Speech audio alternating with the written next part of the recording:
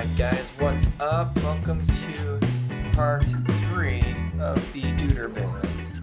Alright, so in the last video, we actually left off with the jack shaft. And as you can see, I actually already started it a little bit. So I got these bolts back here. They're welded onto the frame, and then I just put the pillow blocks right over it and bolted them on. I still need to do these sides, obviously. But the chain's on there. Everything's working. Stays on.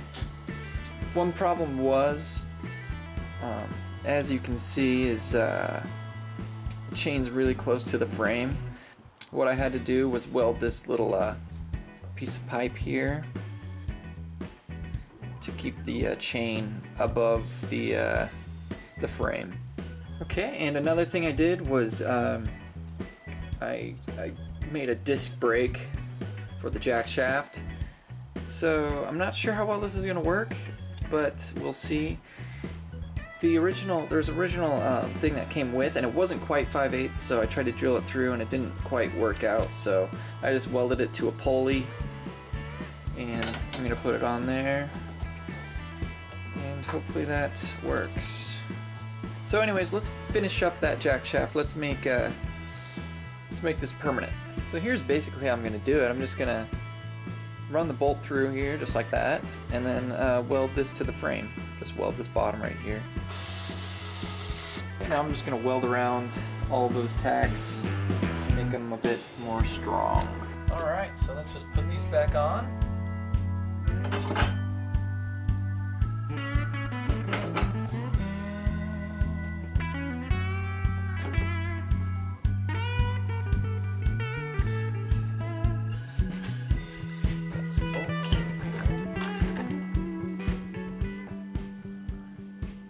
Just barely under the suspension arm.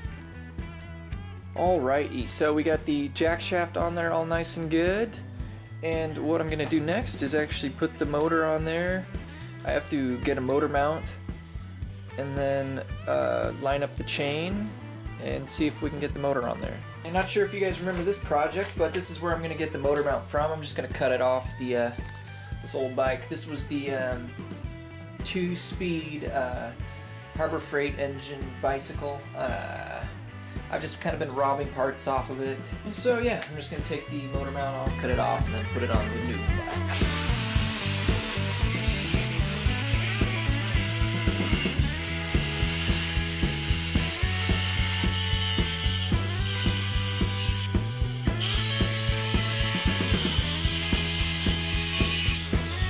Guys, we had a little bit of an incident.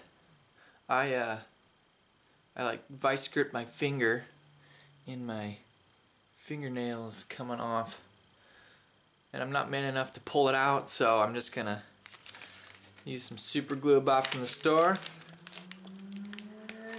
On my Charleston Chew, I'm just gonna super glue it. We got ourselves the mounting plate. I just had to scrape off all the old weld and stuff, which was kind of irritating, but anyways, we got that.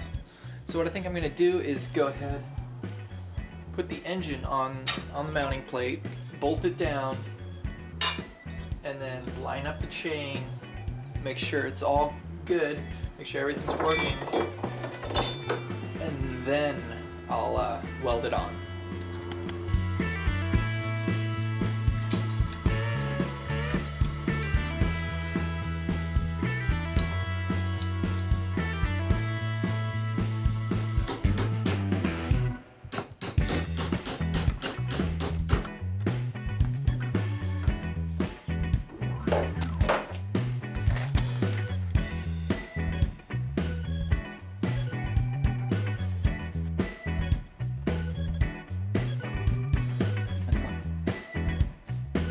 Alright, ladies and gentlemen, we got it all hooked up. Check it out. Wheels moving. Jack shaft's working. The engine can slide back and forth to tighten or loosen the chain. It stays on there. I like it. So here's just a closer look of the apparatus. I just got it tacked on there right now. I gotta take off the engine and weld it permanently. So this sprocket is a little bit bigger than this sprocket. And then we got a disc brake. It's gonna go right there. So that's gonna look pretty sweet.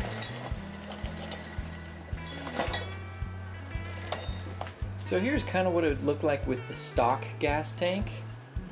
And what I was thinking was actually use this fire extinguisher. It's an aluminum fire extinguisher that we had laying around. And what I did was just took out the sprayer thing. And check that out. Wouldn't that be sweet? Put that on the side there or something, or on the back like that.